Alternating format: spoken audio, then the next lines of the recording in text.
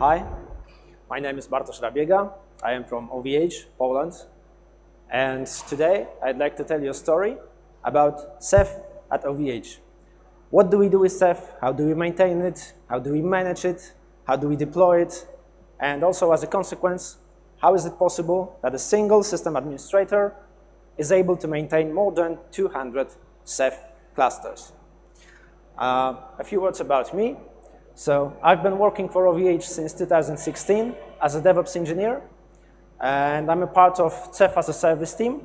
What we are doing is that we are basically providing managed Ceph clusters for different OVH purposes, for internal and for external customers. But I will tell you more about it in a moment. In the past, I was working as a software developer, as IT QA specialist, and also as a system analyst. Now I'm a DevOps engineer, so a little bit of everything. And I'm a Python enthusiast. Who likes Python here?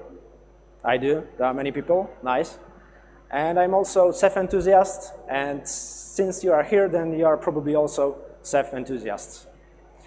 A few words about OVH. So we are one of the biggest cloud providers at European market. We are competing with Microsoft, Google, and Amazon. We have 26 data centers located all over the world. And what's so special about OVH is that we are doing water cooling of our server equipment. And let me tell you some numbers. Comparing to traditional air-cooled data centers, we are able to save up to 40% energy thanks to the water cooling. We have 13 terabit network capacity at the moment, and all of that is behind anti-DDoS protection layer. Our current server capacity is about 1 million dedicated servers. Okay, so what for do we use Ceph at OVH? OVH is providing a service called Public Cloud. It's based on top of OVH dedicated servers and OpenStack technology. And we needed to provide a block storage for additional disks for OpenStack. So additional volumes for the public cloud, basically. So our main use case is RBD for Ceph. Besides that, we got also some internal teams which are using Ceph as a database storage layer. Besides that, we also have a product for our external customers. It's called Cloud Disk Array. And basically, if you buy that product, you will get a dedicated Ceph cluster, a Ceph cluster only for you, which we manage. So you can do all the funny stuff with your Ceph cluster while we do all the maintenance burden. Okay. Just so you are aware of the scale at OVH, at the moment, our infrastructure is built on top of 2,000 dedicated servers with 25,000 spinning disks and more than 2,000 NVMe cards. And all of that hardware translates into 50 petabytes of raw Ceph storage. And that's spread across 210 clusters at the moment. So those clusters have different sizes, starting from small clusters, pre-OSD clusters, up to more big clusters like 800 OSD clusters. That's our biggest cluster at the moment, I think. And just to sum up, we have more than 20,000 OSDs and 650 monitors. So that's quite a lot. And the picture here is taken from our data center. And those are our servers, actually, our dedicated servers. So the red pipes here are taking the hot water from the servers, while the blue ones are providing the cool water to our servers. So that was the scale. And we started our journey with Ceph in 2015. And back then, we needed to provide a solution for block storage for public cloud. So in 2015, we had several design goals which we wanted to fulfill. First of all, we wanted to have no single point of failure. Next, we wanted to have maximized performance and minimized costs. But I guess everyone wants that. Besides that, we wanted to have a good control over the hardware resources. And also, we wanted to have an easy deployment of our storage solution, easy growth, easy upgrades, basically easy management of the whole storage solution. So the first point is quite easy to deliver. Thanks to Ceph, it has no single point of failure due to its architecture. Now, the only thing we need to do is to provide no single point of failure at the DC topology. So this is a rather typical setup for Ceph. We have 3 different hosts located in 3 different racks, and those racks are connected together through top-of-rack switches. So we do the replication factor 3, and all the data is replicated into 3 different hosts in 3 different racks. So no single point of failure is rather simple in our case. If our entire rack fails, your data is still available and there's no service interruption. So we can cross the first point out of the list. Now, how to maximize the performance and minimize the costs? Back in 2015, we've decided to use a project called FlashCache. Now, FlashCache is an open source project developed by Facebook, and it's no longer actively developed, but it's still proven to be rock solid and a battle-tested technology. So FlashCache provides kind of a software-driven hybrid drive. So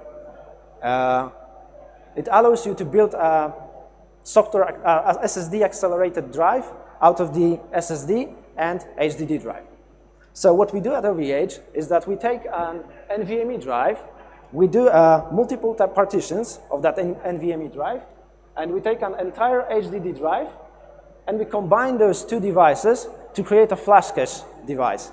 Now that FlashCache device is exposed as a block device for the Linux kernel. And we pass that block device as a data block device for our OSD. And we take a second partition for the journaling of our OSD, because we are still using file store in most cases. We are in the middle of migration to newer versions of Ceph and BlueStore as well.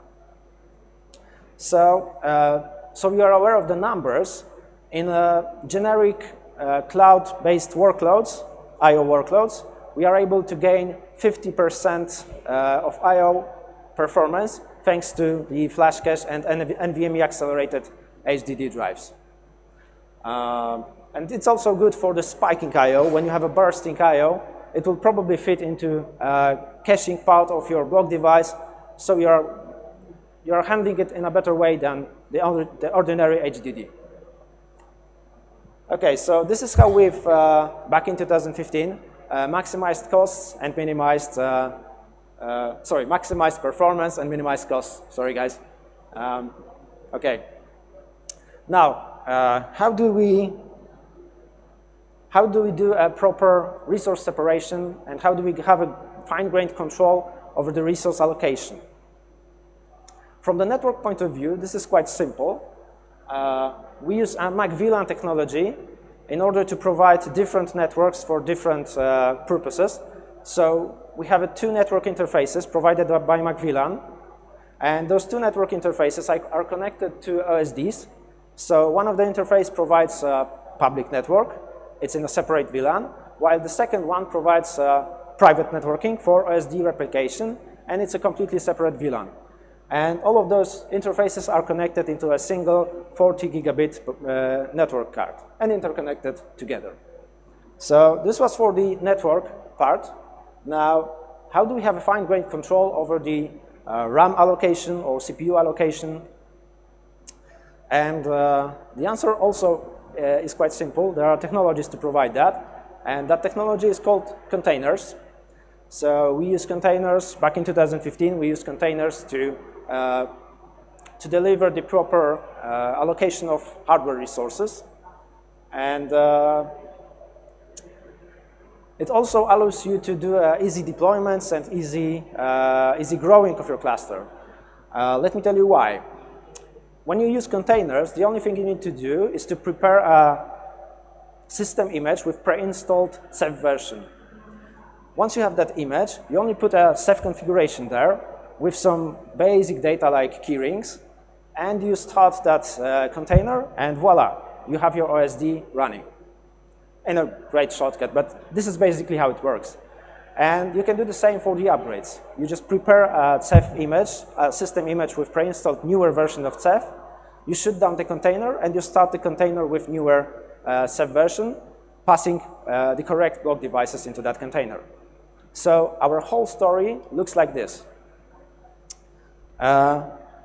We have an OSD, each in separate container, and we pass to that container 2 block devices, one for the journal, and the second one is a flash cache for the data block device. And also we pass 2 network interfaces provided by MacVLAN for the networking, for the public network, and for the private network. As for the containerization engines, we are using Docker and LXD. Both of them has proven to be a solid piece of technology. We are not using Kubernetes yet. We are still evaluating our future of our project. But at the moment, we are using Docker and LXD, and these are solid technologies. So at the host level, the whole story looks like this. We have multiple containers running multiple OSDs, like each container has a single OSD, and we are able to run multiple Ceph clusters in multiple Ceph versions on a single host. Now there's a huge benefit comes from that. We are able to do the upgrades OSD by OSD. We don't have to upgrade the whole host at once, thanks to the containers also. And we are able to allocate the RAM and CPU resources properly. All right. So we have all our design goals fulfilled thanks to the whole setup. Now, as I said, we have 26 data centers and we have multiple public cloud regions. So typically, when you have to provide multiple regions, you will set up multiple Ceph clusters, Ceph cluster per each region, in order to provide the storage for each region. While this is a good approach, but it has its drawbacks. And what we are doing at OVH is that we are running multiple Ceph clusters per each region. Let me tell you why. And the answer is here. When you have a Ceph failure, I'm not saying Ceph is imperfect, it's perfect, but you know, there are misconfigurations, there are hardware failures, there are human errors, and you really don't want to bring down your entire region. So when you have a Ceph failure and you have a single Ceph for a single region, then at the end you will have your entire region down. And if you have, for example, 100,000 customers there, all of them will be angry. And we don't want to make our customers angry. And because of that, we are running multiple Ceph clusters in a single region. And now when there's a failure, and up to our experience, when there's a failure, it only affects a single Ceph cluster in most cases. So you're only affecting like 10,000 customers or 5,000 customers, not the whole region. What are the other benefits to this solution? Is that we are able to upgrade Ceph cluster by Ceph cluster. We don't have to upgrade the whole big Ceph cluster at once. And since you are probably aware, there were versions of Jewel which had some problems, and you know, it's always good to go to the future in small steps. So that's what we do by upgrading cluster by cluster. And what is also good is that we can do the fine-tuning per each cluster. So for example, we can provide a Ceph cluster for database purposes, and we can provide a different Ceph cluster for general purpose cloud computing. So that database workload from the database cluster will be slightly different, will be completely different actually, from a general purpose cloud instances.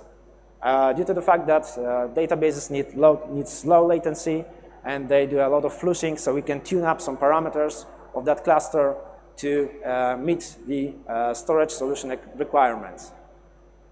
So that's the idea. But with the whole setup, with having multiple Ceph clusters, there's a huge drawback. For example, if you have a single Ceph cluster, there are plenty of objects to manage. There are plenty of configuration stuff which has to be stored somewhere. So if you have a single Ceph cluster, for example, you have 3 Ceph users, you have 3 Ceph pools, and 4 configuration options, and also like 20 ACLs, access control lists. It's always good to set up firewall rules, sorry. And there's also some maintenance operations to do on that single Ceph cluster.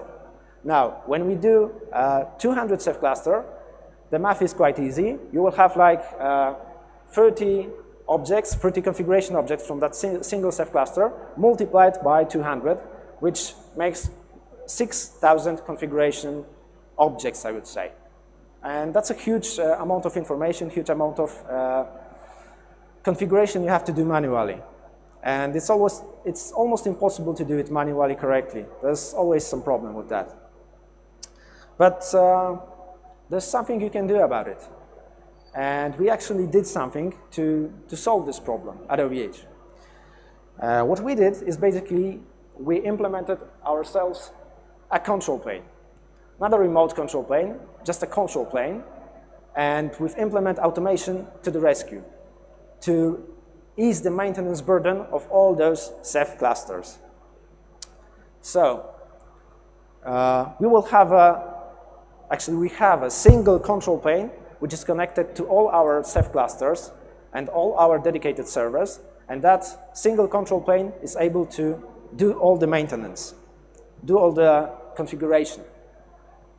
Now, what would such control plane manage? Let me tell you. There are 3 groups of configuration stuff which would have to be implemented by our control plane.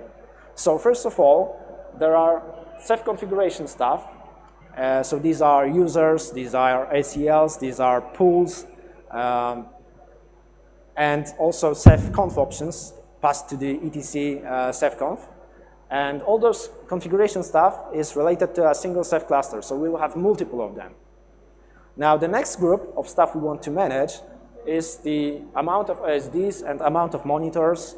So basically, this is the way how we create a cluster, how we grow a cluster, how we upgrade it. So these are the containers part, actually. This is the information to where are containers and how to create them. And the last piece of functionality we want to have in our control plane is are the maintenance operations. So we want to have the automatic maintenance operations like placement group growing or rebalancing your cluster or disk replacements, stuff like that. Okay, so how do we implement such thing? First of all, we need to put all those features into the control plane, and the control plane will be able to maintain all those clusters. So as an operator, the only thing I have to do is to tell the control plane to do something for me. So for example, if I want to change some ACLs, I'll just tell the control plane to, hey control plane, there's this cluster named A, and it requires 2 new ACLs. And the control plane will do the rest. And the same thing applies to the placement group growing or stuff like that. So how to implement such thing? First of all, we need a source of truth for the entire system, and that would be a highly availability database. We will put all the Ceph-related configuration options into the database, and also we will put all the Ceph clusters-related stuff into that database, like OSDs, monitors, racks, and hosts. And on the left side of this equation, there will be an operator, and he will have some kind of an API to manage all those stuff. And on the right side, there's a provisioner, which will be able to translate the information from the database into real configuration stuff. So the provisioner is able to take the information, like a Ceph user, from the database and apply it on the Ceph cluster. That's the main idea. As for the implementation details, we did the implementation like this. So we've implemented kind of an application in Python, which is able to provide the operator a nice way to manage Ceph clusters, all the Ceph clusters in our infrastructure. So it's written in Python. As for the database, we use MySQL database, a Galera version, which is highly available. And for the provisioner, we've used Puppet. So Puppet is able to fetch the information from our database through some provisioning API, and it's able to apply changes on the infrastructure, on Ceph clusters, on dedicated servers, whatever it needs to do. And we are happy because we covered all the Ceph management operations. Ceph management, sorry, not Ceph configuration stuff. The first point is check. Now, we can do the same for cluster growing, cluster shrinking, cluster creation. Since we are using containers, the spawning new stuff is relatively easy. Puppet will do. So we can kind of do the same thing for the containers, for the cluster stuff. And that's what we did. We had similar API, similar CLI for the operator. So the only thing the operator has to do is to tell the control plane to create a new cluster in our data center, and he has to tell the size in OSD count, just to know how big the new cluster should be. Or in the same way, we can grow the cluster. So we can tell, hey, control plane, please grow this cluster by 30 OSDs. And that's it. The rest should be done by the rest of the system, by the rest of the control plane. That's the main idea. And that's what the provisioner actually does. It creates new containers on our dedicated hosts, and new OSDs spawn there. They connect to the new cluster, and that's how we grow our cluster. So we got the second block from our control plane covered. It's the Ceph clusters, the growing, upgrading, shrinking, stuff like that, creating new one. That's fine. But as I said, we are trying to provide dedicated Ceph clusters for our customers. So what else do we need? We need a remote API for our customers so they are able to manage their pools, manage their users, because they are aware what kind of pools, users, ACLs they need. And that's what we basically did. This is available through our OVH API.com website, I think. Yeah, API OVH.com, sorry. And all that API is available there. So if you buy a Ceph cluster from us, you'll have all that API available for you to create, to basically configure your cluster. Okay, so now we have a second actor on our diagram. We have the user, and he's able to do his management, but in a very restricted way. He can only manage his own cluster, while the operator can still do all the management of all the infrastructure. Now, the only thing which is missing are the maintenance operations. And maintenance operations are a little bit harder, more difficult to implement, since there are no ordinary configuration objects. And let me tell you an example. So if you want to grow placement groups of your pool, you would like to do some kind of a algorithm. Sorry. If you were about to do it manually, the first thing you would do is to check if the cluster you want to increase the placement group is in health OK. Because if it isn't, then maybe you shouldn't be doing that. Once you find out that the cluster is in health OK, you will increase the PG number to 256, because that's the desired number, for example. And since you don't want to affect your customers too much by the rebalance, by stuff like that, stuff related to growing placement groups, you would like to slowly increase the PGP number, let's say by 32, growing from 64 to 256. And you will do that in a loop, waiting for cluster health OK, up to the desired value. And this is a proven methodology to have the least impact on the customers, on the performance of your cluster while growing placement groups. And you have to do it eventually. So once you reach the desired value, your job is pretty much done. You're finished. Okay, so if you take a closer look on that diagram, this is actually a kind of a sequential processing. And it can be displayed like that. So basically there are a few blocks here. The blue blocks are just wait for cluster health OK blocks. Let's call them tasks. While the yellow one is set PG, and it was orange, but it's not orange here. Never mind. This is a set PGP number to some specific number. So the only thing you have to do automatically is to do those tasks sequentially, to execute them in a sequential way. So this is kind of achievable, and I will tell you how it's achievable in a moment. And but there's another thing. Another example, upgrading your cluster.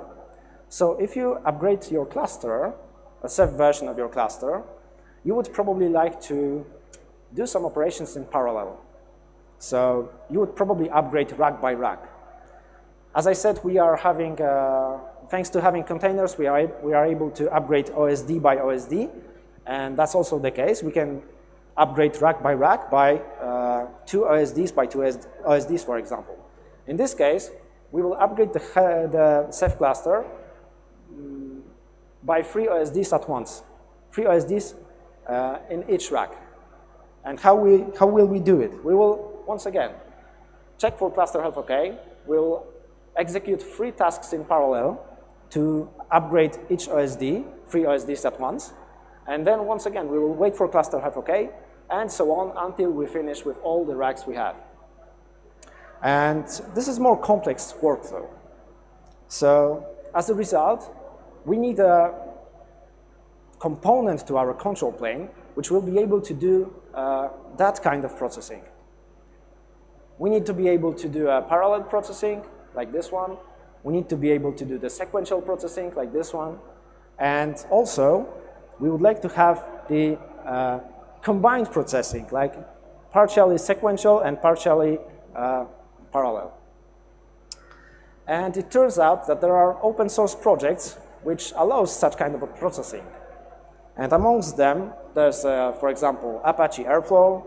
There's a Celery project there's a Celery project implemented in Python. And there's also a Luigi project from Spotify. There are multiple projects, solutions, which allows you to do such kind of processing. And at OVH, we've decided to implement and integrate Celery into our control plane.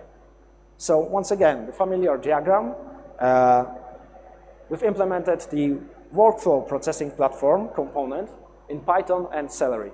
So once again, the operator is able to tell the control plane to grow PGs, and the workflow processing platform will do the rest for him. That's the main idea. Okay. So we get all the blocks covered and implemented in our control plane. And at this moment, a single system administrator is able to maintain 200 Ceph clusters. Thanks to the control plane, he's able to do that. But is there anything we can do more? And yes, there is. What else can we do? This is a Holy Grail from Valencia. And there are many legends related to Holy Grail. And usually, it's some kind of an ultimate tool, some kind of an ultimate solution. And we also heard about Holy Grail from the hardware perspective today on some different talk. I don't remember which one. And we also have such parts of that control plane, parts of that Holy Grail in our control plane. You might ask yourselves what that would be. And let me tell you. So you are all having some kind of a monitoring solution for your clusters. I'm pretty sure of that. So you are doing monitoring of different stuff. From Ceph perspective, you do the monitoring of active placement groups, of blocked requests, of stuff like that. Now, from the hardware perspective, you do the monitoring of CPU temperature, of CPU load, of used RAM, of disk errors, and things like that. And what we did at OVH, we did another thing with our control plane. We've integrated the control plane with our monitoring solution in order to implement a self-healing capabilities. And that's the main idea. So when our monitoring solution detects a problem, it's able to tell the control plane that there is a problem. And now the control plane is able to react on that notification and apply some fixing on our hosts, on our Ceph clusters, on whatever is the problem actually. And let me tell you an example. This is the way how we remove broken disks from our infrastructure. So when the disk is failing, it can fail in different ways. And in most cases, it starts to have some I/O errors. It doesn't fail entirely, it has just I/O errors. So our monitoring is able to detect those errors at the host level. So the monitoring will be able to tell the control plane that there's a problem with a disk. And then the control plane checks that there's an OSD hosted on that disk, and then it's able to start workflow processing in order to fix the problem. So first of all, it sets the downtimes in our monitoring solution, because when we don't want to be waken up during the night if some disk has I/O errors, if we can fix them automatically. So that's why we are setting downtimes. Now, since the disk is still working and we don't want to affect our customers too much by the performance impact of the huge rebalance caused by disk removal, we will slowly decrease the OSD weight up to 0. So we decrease by 0.1, I guess, as far as I remember. Then we wait for cluster health OK, and then we once again decrease up to the 0. Once that is done, we can safely remove that OSD from our cluster. And the next thing to do is just to remove the container from our host and notify the data center technicians to replace that disk. And all of that is done automatically. The only manual thing here to do is the technician has to go to the machine, take out the disk and put a new one. And then once again, the control plane can rebuild or create a new OSD, but we don't do that immediately because adding a single OSD into a big cluster can cause a huge performance impact due to the fact that there's a lot of data to rebalance. So we do that in the situations when there are multiple OSDs to replace, to create new OSDs. So basically that's how it works.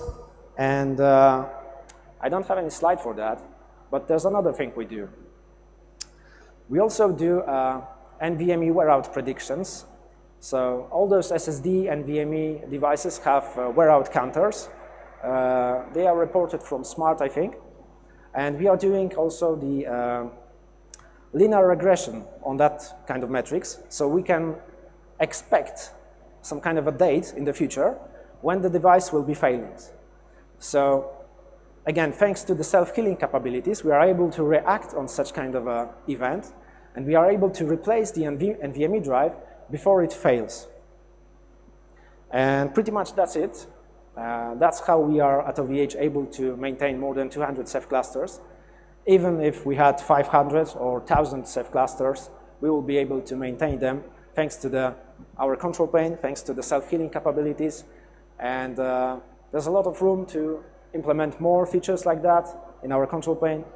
And that's basically how it works. So we love Ceph at OVH, and thank you very much for listening. Do you have any questions? Because I think we have time for that. Yes, there's a question there. Sorry, I can't hear you. Is there any microphone there? Sorry, I have a microphone. I have a microphone here.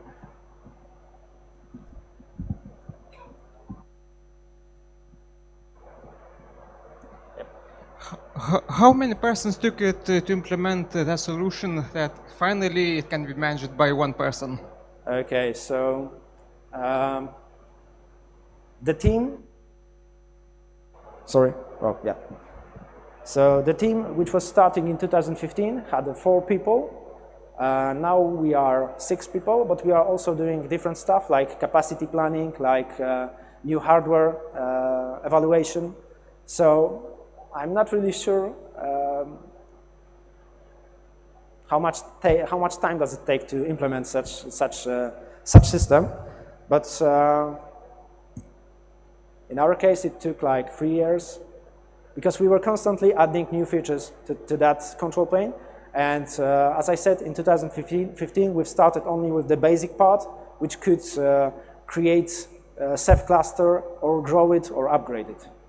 Then we added additional features, and the self-healing part came like 1.5 years ago, something like that. Okay. What kind of, I don't know, distribution you have for the Ceph versions that you're using? What kind of a subversion do we use? Yeah, like what's the distribution? Is it all the same or? The distribution of the operating system or the subversion? Oh, I was just number like counts, like how many are on Hammer, how many are on Joule. Okay, so at the moment we are at Joule in all our clusters, and we are planning to upgrade to Luminous. And it takes a lot of time to upgrade that many clusters. But thanks to the control plane, we are able to run it during the night, for example, and all of that is done automatically. But we will still have to be careful because, for example, for databases purposes, the upgrades are very fragile because they are very performance sensitive, so you have to be careful about that. So we usually upgrade one by one OSD only, just to satisfy their needs. Okay, any other question?